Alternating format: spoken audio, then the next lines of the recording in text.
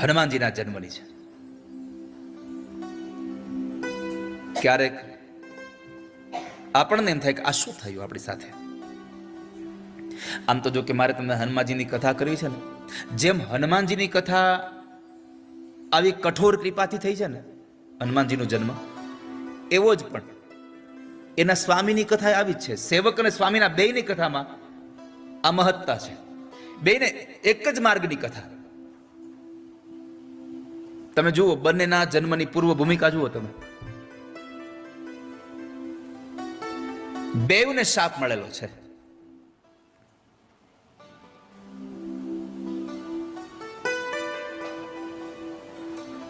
પ્રભુ રામના પિતા દશરથને પણ શાપ મળ્યો,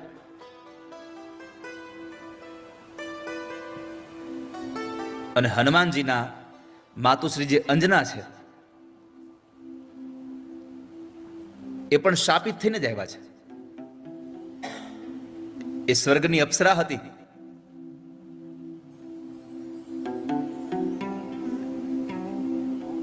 અને એ અપ્સરાને શાપ મળ્યો અને એ વાંદરી બની અને પછી આવે છે.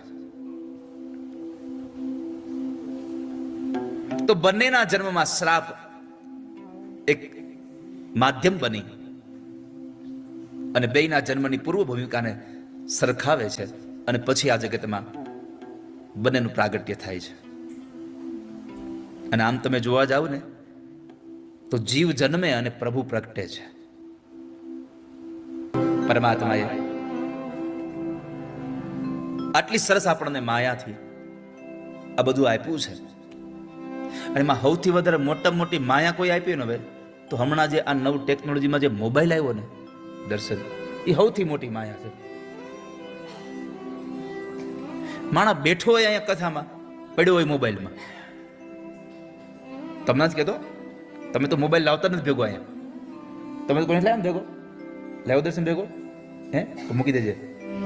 હા, પછી મને દેખાય બહુ સારું.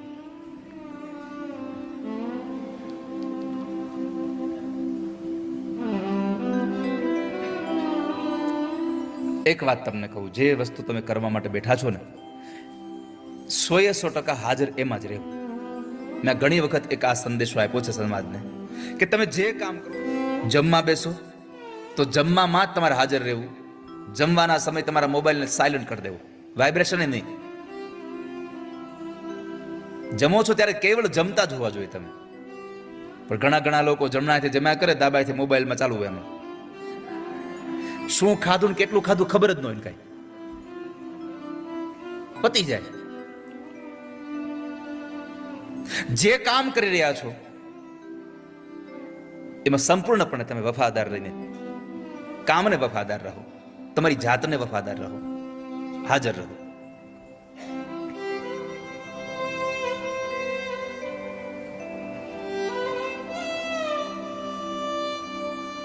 તો બંનેની આ પૂર્વ ભૂમિકા એક સરખી છે.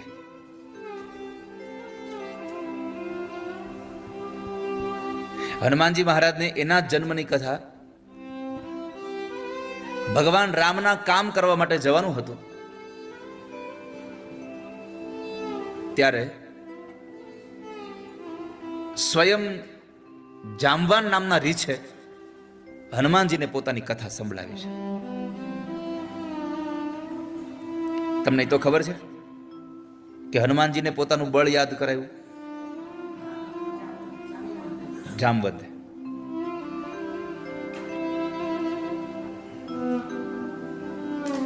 એની પણ એક કથા છે, શું કામ એને,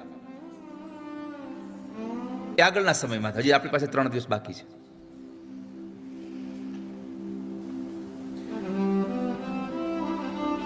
અલકાપુરીમાં, એટલે કે જ્યાં કુબેરની નગરી છે, જ્યાં શોકનું કોઈ દિવસ મોજું જ નથી ફરતું, જ્યાં દુઃખ ક્યારેય પણ ડોકું કાઢવે નથી આવતું, એવી અલકાપુરી નગરી, કુબેરની એ રાજધાની, આખી સોનાની નગરી છે, જ્યાં ઐશ્વર્ય એટલું છે, સંપત્તિ એટલી છે, ધન એટલું છે. અને એ જગ્યાએ પુંજિકા સ્થલા નામની એક અપ્સરા હતી. એટલી રૂપવાન હતી, ગુણિયલ હતી, સતત એના ચહેરા પર હસતી હોય. એની બહેનપણીઓ સાથે એક વખત ફરવા માટે નીકળે છે. માર્ગમાં ચાલતી જાય છે અને પોતે હાસ્યની વાતો પોતાની સહેલીઓને કરતા કરતા એ પોતાનું હાસ્ય બધાને વહેતી જાય છે. ન હોય એવી વાતમાંથી પણ હાસ્ય ઉત્પન્ન કરી લે.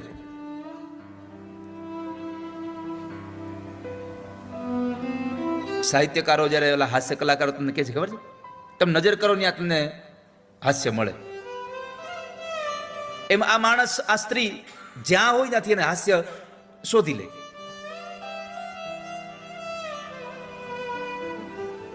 એમાં બરાબર માર્ગમાં ચાલી જતી હતી અને એમાં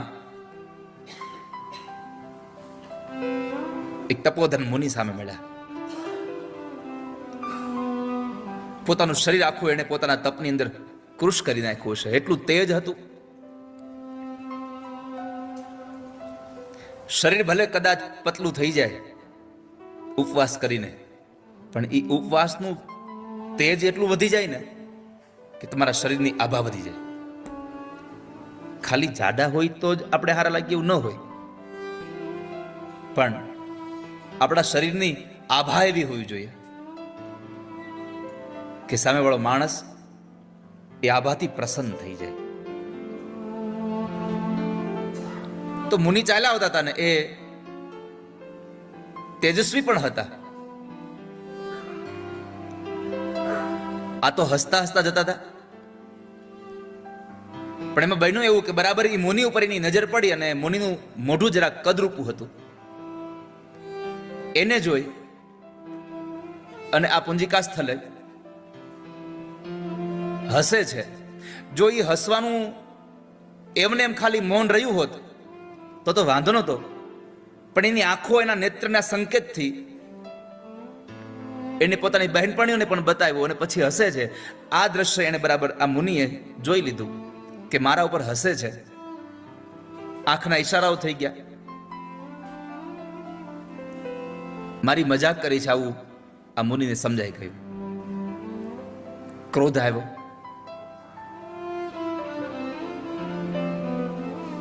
અને ક્રોધ પછી શું શું કરી નાખે એનો કઈ ભરોસો નહીં. જ્યારે જ્યારે ક્રોધ આવે ત્યારે એને સમય આપી દેવો, એને સમય આપી દો.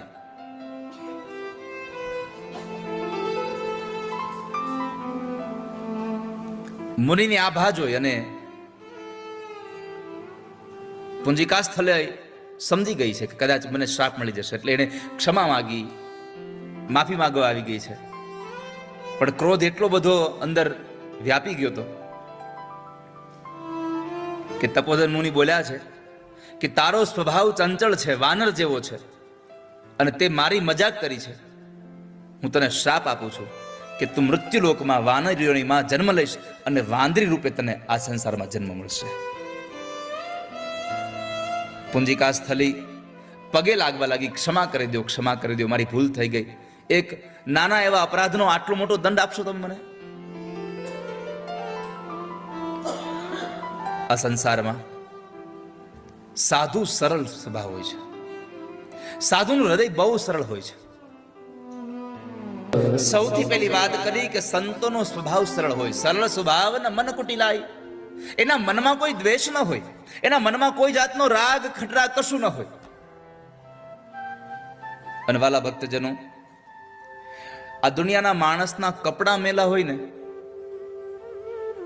એનો ભરોસો 1000 વાર કરવો, પણ જેના મન મેલા હોય ને એનો ભરોસો એકે વાર ન કરવો કોઈ દિવસ. કપડા મેલા ચાલે, મન મેલું ન ચાલે.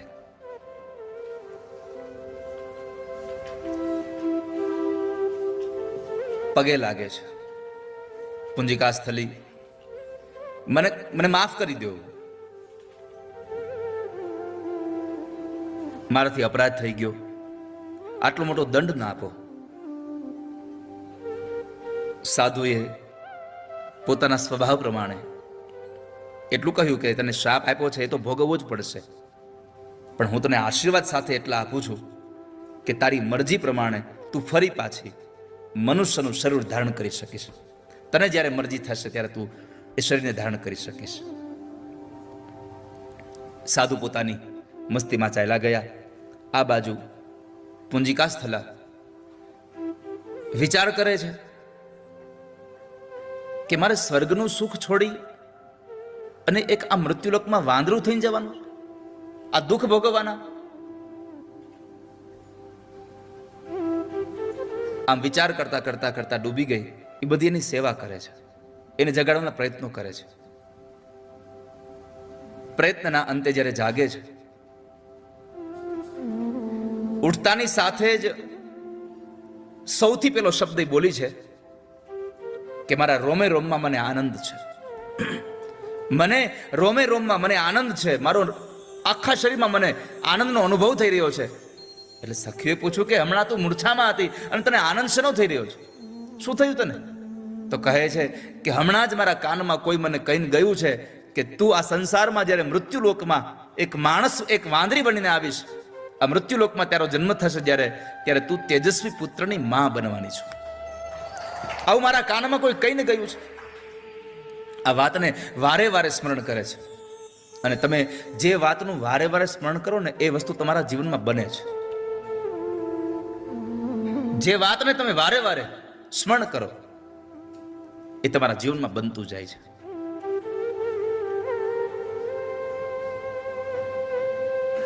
એમાં એક પ્રસંગ છે. વૈજ્ઞાનિકોએ એકવાર એવું નક્કી કર્યું કે માણસ જેવું વિચારે એવું થાય ખરું?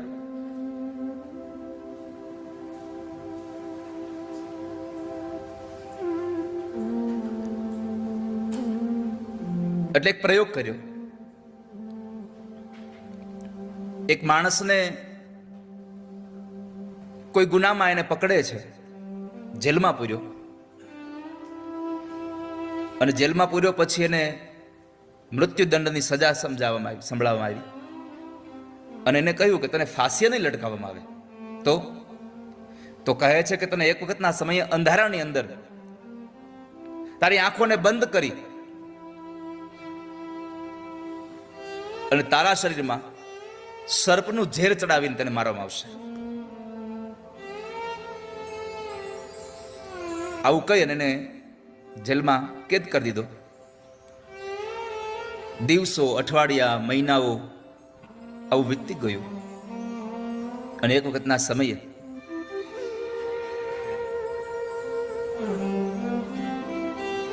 એ માણસને સાંજના રાત્રિના સમયે મોઢા પર એક કપડું પહેરાવી, પગથી બાંધીને એને ઊંધો લટકાવી અને એના હાથને બાંધી અને એના હાથમાં એક ઇન્જેક્શન દેવામાં આવ્યું.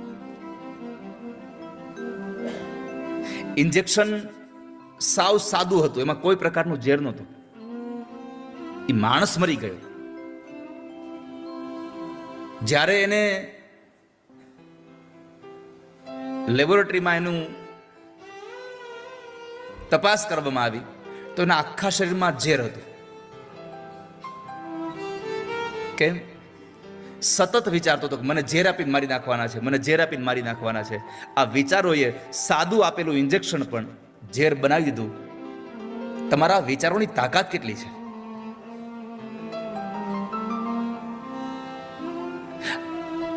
જેમ આ પુરુષને આખા શરીરમાં ઝેર વ્યાપી ગયું, એવી જ રીતે આ અપ્સરા સતત એ વાતને વિચારે છે કે હું એક તેજસ્વી પુત્રની માં થવાની છું, હું તેજસ્વી પુત્રની માં થવાની છું, હું તેજસ્વી પુત્રની માં થવાની છું.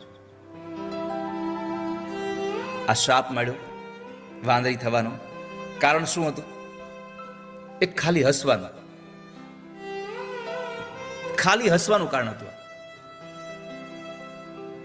તમે હસો એની સામે વાંધો નથી, પણ ક્યાં કેટલું હસવું જોઈએ, કેવી રીતે હસવું જોઈએ એ બહુ મહત્વનું છે. દ્રૌપદીજી ખાલી અંધના અંધ હોય આટલું બોલ્યા, આખું મહાભારત રચાઈ ગયું. તમારા શબ્દો, તમારું વર્તન, તમારો હાવભાવ, આ બહુ બધું તમારું પરિણામ બદલવાની તાકાત ધરાવે છે.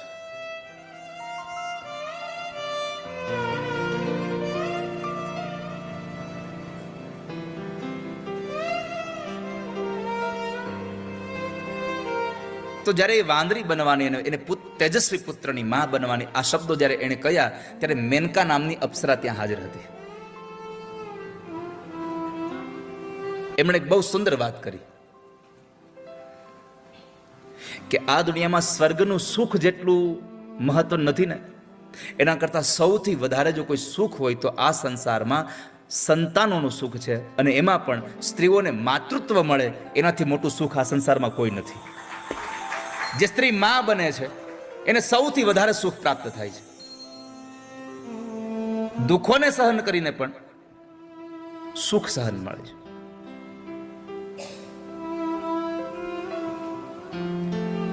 પુંજિકા સ્થલાને મનમાં આનંદ થયો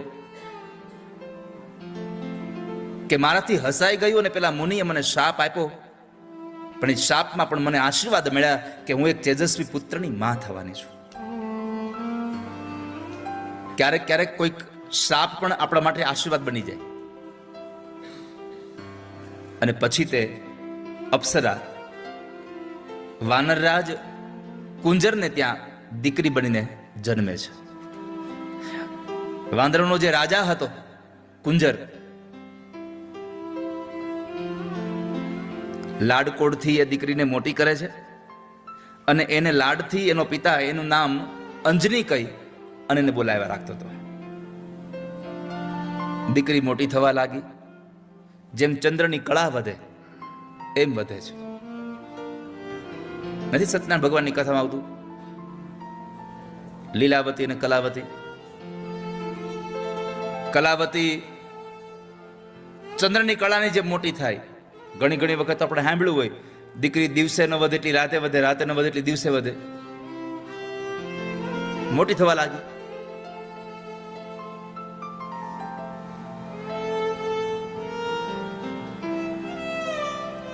પણ આ સંસારમાં વાલા ભક્તજનો, એક દીકરીના બાપ બનવું ને એનાથી મોટી જવાબદારી આ સંસારમાં બીજી કોઈ નથી.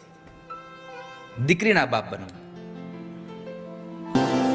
કન્યાના પિતા બનવું એ બહુ મોટી જવાબદારી છે.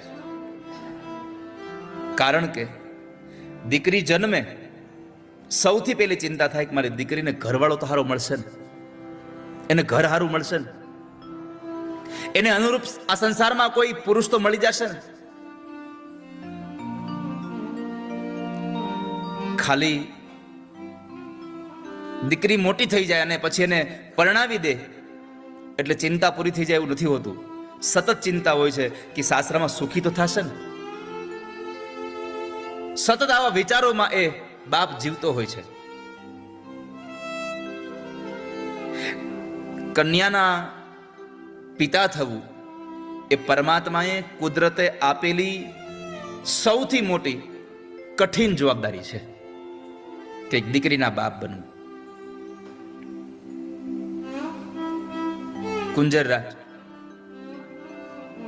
એક દીકરીના બાપ બને છે કે જે ધન આજ મળ્યું છે પણ કાલ કોઈને હસતા હસતા આપી દેવાનું છે. દીકરીનું એક રત્ન મળ્યું છે પણ કાલ સવારે તમારે તમારી તૈયારી જ રાખવાની છે કે મારે આજ નહીં તો કાલે આ દીકરીને મારે કોઈને આપી દેવાની છે. એટલે કાલિદાસ લખે છે, અર્થો હિ કન્યા પરકીય એવ. ધન છે પણ પારકું ધન છે. તમે બધા ગુજરાતી નથી ગીત ગાતા? દીકરી તો પારકી થાપણ કેવા, દીકરીને ગાય દોરે ત્યાં જાય. દીકરી તો પારકી થાપણ કેવા. તો આ અર્થ છે. અર્થો હિ કન્યા પરકી એવ. કન્યા આપણું રત્ન છે, આપણું ધન છે, પણ પારકું ધન છે, પારકી થાપણ છે. આપણે નથી કહેતા અમારે પારકી થાપણ છે બાપા. તો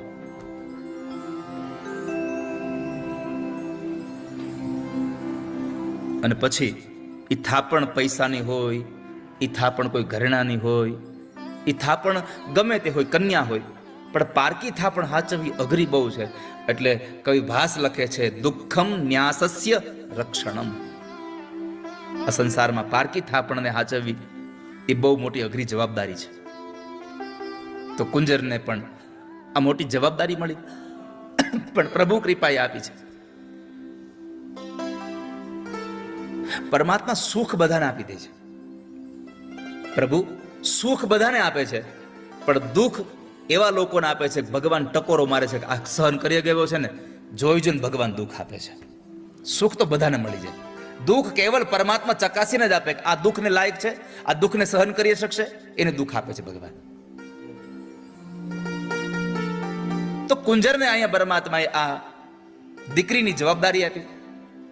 કુંજરનો અર્થ છે હાથી. જેનામાં બહુ બળ હોય એના માટે પણ દીકરી ઉછેરવી અને એને વિદાય કરવી એ સૌથી મોટી ચિંતાનો વિષય છે. હાથી જેવો હાથી એ બળવાન હોય છતાં પણ એને ત્યાં દીકરી હોય તો એ પણ વિચારે કે મારી દીકરીને મારે સાસરે કેમ મોકલવી. અને પછી એ કુંજર વાનર રાજે એની દીકરી આ અંજનીના લગ્ન એક કેસરી નામના વાનર સાથે કર્યા, જે કાંચનગીરી પર્વતમાં રહેતો હતો અને ખૂબ